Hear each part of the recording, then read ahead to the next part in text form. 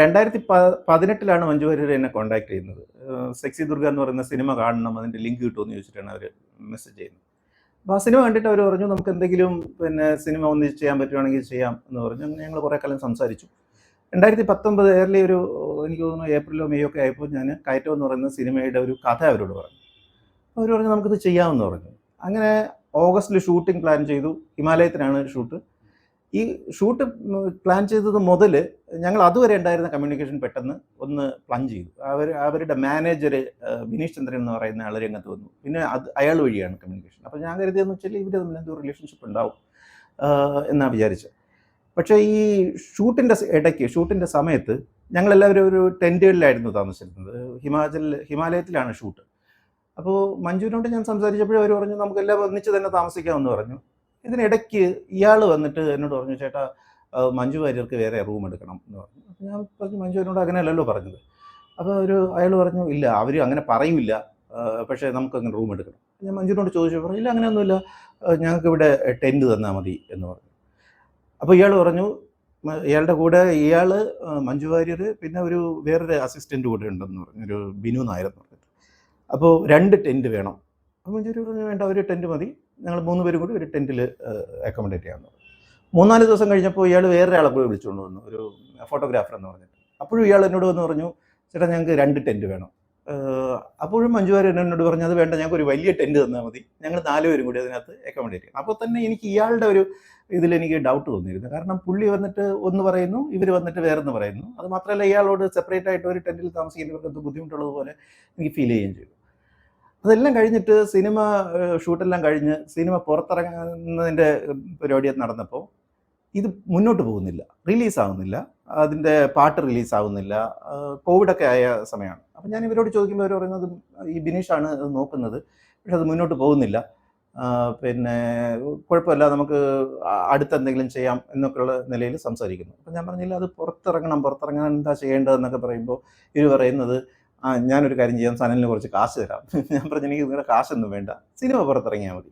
അങ്ങനെ ഞങ്ങൾ കുറച്ചൊരു അകലം വന്നു, ഞങ്ങൾ തമ്മിലൊരു റിലേഷൻഷിപ്പ് ബിൽഡ് ചെയ്ത് വന്നതായിരുന്നു. പക്ഷേ ഇവരുടെ ഈ ഒരു സിനിമ പുറത്തിറങ്ങാത്തതിൻ്റെ ഒരു ആറ്റിറ്റ്യൂഡിൽ കുറച്ച് അകലം വന്നു.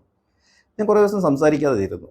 ഏതാണ്ട് ഒരു 8 മാസം 9 മാസം കഴിഞ്ഞപ്പോൾ ഈ പടം ഓസ്ട്രേലിയയിൽ ഒരു മെൽബൺ ഇന്ത്യൻ ഫിലിം ഫെസ്റ്റിവലിൽ പോയി. അവിടെ എനിക്കൊരു അവാർഡ് കിട്ടി, ഡിസ്റപ്റ്റർ അവാർഡ് എന്ന് പറഞ്ഞിട്ടൊരു അവാർഡ് കിട്ടി. ആ അവാർഡ് കഴിഞ്ഞപ്പോൾ ഇവരെന്നെ വിളിച്ചു, വീണ്ടും കൺഗ്രാറ്റ്സ് പറയാൻ വിളിച്ചത്. അപ്പോൾ ഞാൻ പറഞ്ഞു സിനിമ പുറത്തിറങ്ങിയില്ലല്ലോ, നമുക്ക് സിനിമ പുറത്തിറങ്ങാൻ വേണ്ടിയുള്ള ശ്രമം നടത്താം. അപ്പോൾ അവർ പറഞ്ഞൊരു കാര്യം ചെയ്യാം, ഇവർ തന്നെ നിർബന്ധിച്ചിട്ട് അതിലൊരു പാട്ട് പാടിയിട്ടുണ്ട്, ആ പാട്ട് റിലീസ് ചെയ്യാമെന്ന് പറഞ്ഞു.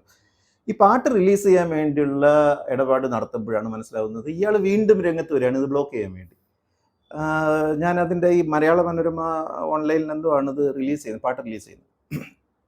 ഞാനിതിൻ്റെ പാട്ട് വീഡിയോ കട്ട് ചെയ്ത് കൊടുത്തയച്ചിട്ട് മനോരമയിൽ നിന്ന് അപ്ലോഡ് ചെയ്തിട്ട് എനിക്ക് ലിങ്ക് അയച്ചു നോക്കുമ്പോൾ ഞാൻ കൊടുത്ത വീഡിയോ അല്ല, വേറെ ആരോ കട്ട് ചെയ്തിരിക്കുന്നതാണ്. അപ്പം ഞാൻ മഞ്ജു വാര്യരോട് പറഞ്ഞു ഇത് ഞാൻ കൊടുത്ത വീഡിയോ അല്ല അപ്ലോഡ് ചെയ്തിരിക്കുന്നത്, വേറെ ആരോ ചെയ്തിരിക്കുന്നത്. അപ്പോൾ ഞാൻ ഈ മലയാള മനോരമക്കാരോടും പറഞ്ഞു നിങ്ങൾ എന്താണ് കാണിക്കുന്നത്. അപ്പോൾ പറഞ്ഞു ഇതില്ല, പ്രൊഡ്യൂസർ കൊണ്ടുവന്ന വീഡിയോയാണ്. ഞാൻ പറഞ്ഞു പ്രൊഡ്യൂസർ ഡയറക്ടർ അറിയാതെ പ്രൊഡ്യൂസർ ഒരു വീഡിയോ കൊണ്ടുവരുമോ എന്ന് ചോദിച്ചിട്ടാണ് മഞ്ജുവിനെ വിളിക്കുന്നത്. അപ്പോൾ മഞ്ജു പറഞ്ഞു സനൽ കൊടുത്ത വീഡിയോ അപ്ലോഡ് ചെയ്തിട്ട് നമുക്ക് ഇത് മുന്നോട്ട് പോയാൽ മതി എന്ന് പറഞ്ഞു. അവർ വളരെ സ്ട്രോങ് ആയിട്ടുള്ളൊരു സ്റ്റാൻഡ് എടുത്തു.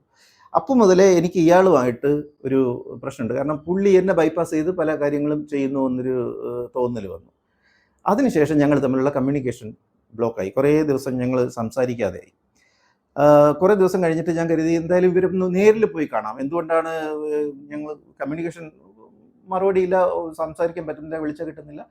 നേരിൽ കാണാൻ പോകുമ്പോൾ കോട്ടയത്ത് പോയി കാണുമ്പോൾ ഞാൻ മഞ്ജുവിനെ പോയി കണ്ടു. സംസാരിച്ചുകൊണ്ട് നിൽക്കുമ്പോൾ ബിനീഷ് ചന്ദ്രൻ അടുത്ത് വന്ന് പറഞ്ഞു ചേട്ടാ നമുക്ക് പുറത്തിറങ്ങി സംസാരിക്കാമെന്ന് പറഞ്ഞിട്ട് റോഡ് സൈഡിലാണ് ഞങ്ങൾ പുറത്തിറങ്ങി. ഒരു കാറ് വരുന്നു, മഞ്ജു വാര്യരെ തള്ളി കാറിനകത്ത് കയറ്റുന്നു, ഇവർ പോകുന്നു. ഒരു തരം കിഡ്നാപ്പിംഗ് പോലെ. അപ്പോൾ എൻ്റെ കൂടെ എൻ്റെ അസിസ്റ്റൻ്റ് കൂടെ ഉണ്ടായിരുന്നു. അപ്പോൾ അയാൾ തന്നെ എന്നോട് ചോദിക്കുന്നുണ്ട് സാർ ഇതെന്താണ് കിഡ്നാപ്പിംഗ് ആണോ എന്നൊക്കെ ചോദിക്കുന്നുണ്ട്. ഞാൻ പിന്നെ എനിക്ക് ശരിക്കും മാനസികമായിട്ട് ഞാൻ തകർന്നു പോയി. കാരണം ഞാൻ അവിടെ പോയിട്ട് ഒന്ന് സംസാരിക്കാമെന്ന് പറഞ്ഞിട്ട് ഇങ്ങനെ ഒരു ഇവൻറ്റ് നടക്കുമ്പോൾ ഇവർ മിണ്ടാതെ ഒന്നും പ്രതികരിക്കുന്നില്ല. പിറ്റേ ദിവസം രാവിലെ എന്നെ മഞ്ജു വിളിച്ചിട്ട് അപ്പോൾ ഞാൻ പറഞ്ഞു എനിക്ക് നിങ്ങളോട് സംസാരിക്കാൻ താല്പര്യമില്ല എന്ന് പറഞ്ഞിട്ട് ഫോൺ കിട്ടി.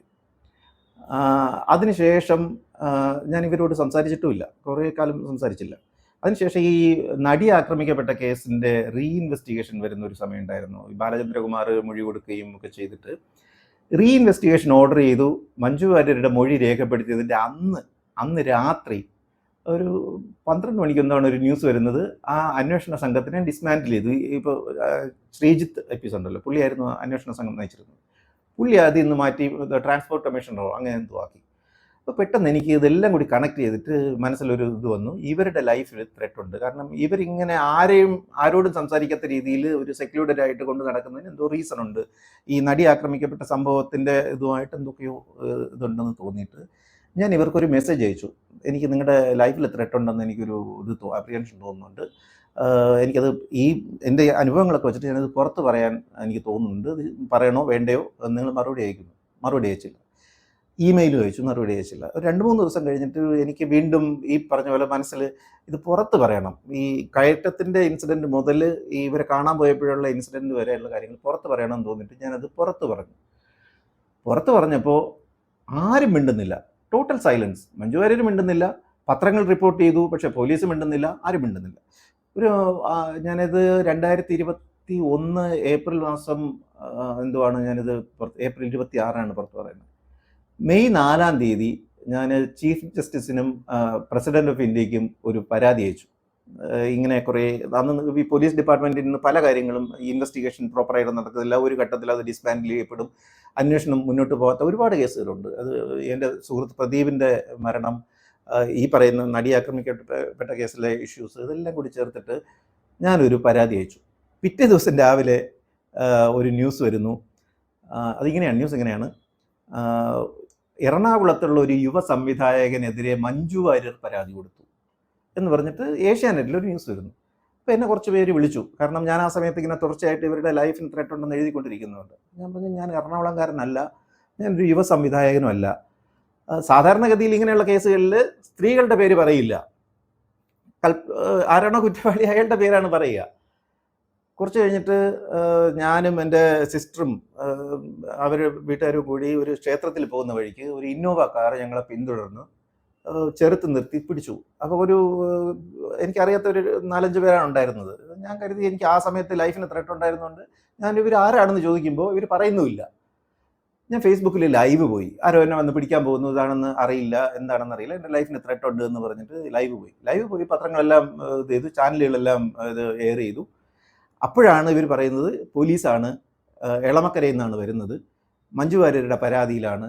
എന്താണ് പരാതി? കാണിച്ചിട്ടില്ല. എന്താണ് FIR? കാണിച്ചിട്ടില്ല. അപ്പം ഞാൻ പറഞ്ഞു, നിങ്ങൾ എന്നെ അറസ്റ്റ് ചെയ്യണം, അറസ്റ്റ് ചെയ്യാതെ ഇവിടുന്ന് കൊണ്ടുപോകാൻ പറ്റില്ല. അറസ്റ്റ് ചെയ്യണമെന്ന് മാത്രമല്ല, പാറശാല പരിധിയിലാണുള്ളത്, പാറശാല പോലീസ് സ്റ്റേഷനിൽ കൊണ്ടുപോയിട്ട് വരാമെന്ന് പറഞ്ഞു. പാറശാല പോലീസ് സ്റ്റേഷനിൽ കൊണ്ടുപോയി. അപ്പോഴത്തേക്കും ഈ വാർത്തയൊക്കെ സ്പ്രെഡ് ആയതുകൊണ്ട് അവർക്ക് എനിക്കെതിരെ ഒരു കേസ് രജിസ്റ്റർ ചെയ്യേണ്ടി വന്നു. ആ കേസ് എന്ന് പറയുന്നത് എന്താണ് പ്രണയം പറഞ്ഞ് ശല്യം ചെയ്തു എന്നൊരു കേസാണ്. സ്റ്റേഷനിൽ വെച്ചിട്ട് ജാമ്യം തരാനുള്ള കേസാണ്. എന്നിട്ടും അവരെന്നെ എളമക്കര കൊണ്ടുപോയി. എളമക്കര സ്റ്റേഷനിൽ കൊണ്ടുപോയി. രാത്രി 10:00-ക്കാണ് എന്നെ സ്റ്റേഷനിൽ കൊണ്ടുപോയത്. അപ്പോൾ എറണാകുളത്തുള്ള ഒട്ടുമിക്ക വലിയ പോലീസ് ഉദ്യോഗസ്ഥരും ഉണ്ട്. ഈ അന്ന് VU കുര്യാക്കോസ് ആണെന്ന് തോന്നുന്നു അവിടുത്തെ DCP. പുള്ളി ഉൾപ്പെടെയുള്ള ആളുകൾ എന്നെ ത്രെറ്റ് ചെയ്യാണ്. അവർ പറയുന്നത്, നിങ്ങൾ ഇനി മഞ്ജു വാര്യരുമായിട്ട് സംസാരിക്കാനോ കോൺടാക്ട് ചെയ്യാനോ ശ്രമിച്ചു കഴിഞ്ഞാൽ തട്ടിക്കളയെന്ന് പറഞ്ഞു. ഒരു CI അയാളുടെ സർവീസ് റിവോൾവർ എടുത്ത് കാണിച്ചിട്ട് പറയുന്നു, ഇത് വെറുതെ വെച്ചിരിക്കുന്നതല്ല, വേണമെങ്കിൽ ഉപയോഗിക്കാനാണെന്ന്. ഞാൻ പറഞ്ഞു, എന്നാൽ പിന്നെ ഉപയോഗിച്ചോളൂ എന്ന് പറഞ്ഞു. എന്നിട്ട് ഒരു 12 മണിയായപ്പോൾ ഞാൻ ഒരു തരത്തിലും ഈൽഡ് ചെയ്യാൻ തയ്യാറല്ല.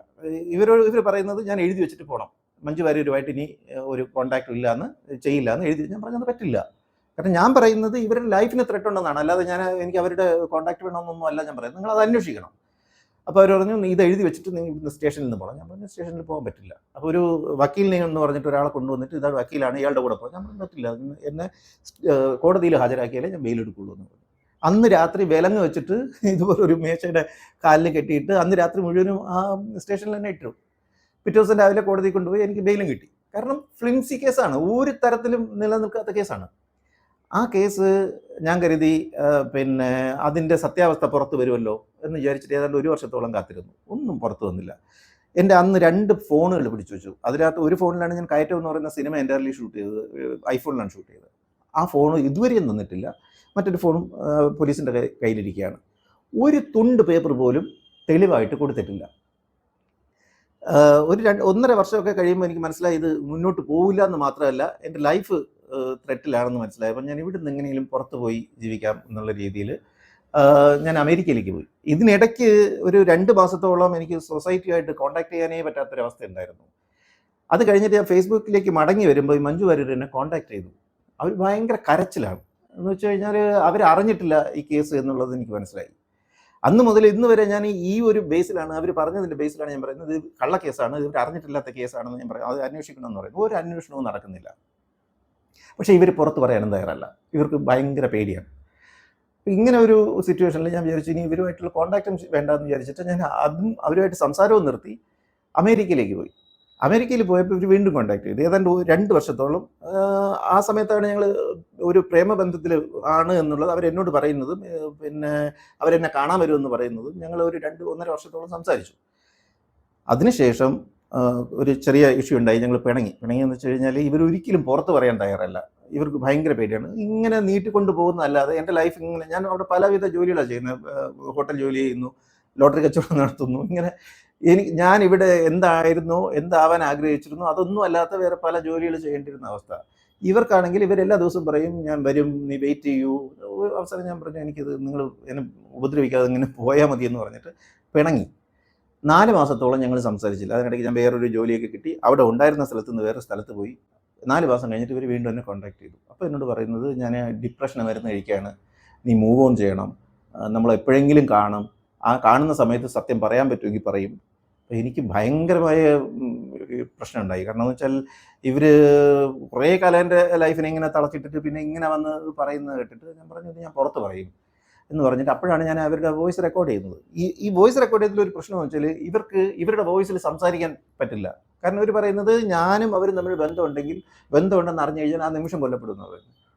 ഇവരുടെ മകളുടെ ലൈഫിന് ത്രെട്ട് ഉണ്ടെന്ന് പറയുന്നു, ഇവരുടെ വീട്ടുകാർക്ക് ത്രെട്ട് ഉണ്ടെന്ന് പറയുന്നു. ഇത് ഞാൻ പറഞ്ഞു ഇത്രയും വലിയ ഇഷ്യൂ ആയിട്ട് ഇങ്ങനെ കേരളം പോലത്തെ ഒരു സ്ഥലത്ത് ഇങ്ങനെ ഒരു ഇഷ്യൂ നടക്കുമെന്ന് പറഞ്ഞാൽ എനിക്ക് വിശ്വസിക്കാൻ പറ്റില്ല, നിങ്ങൾ പറഞ്ഞേ പറ്റുള്ളൂ, ഇല്ലെങ്കിൽ ഞാൻ പറയുമെന്ന് പറഞ്ഞു.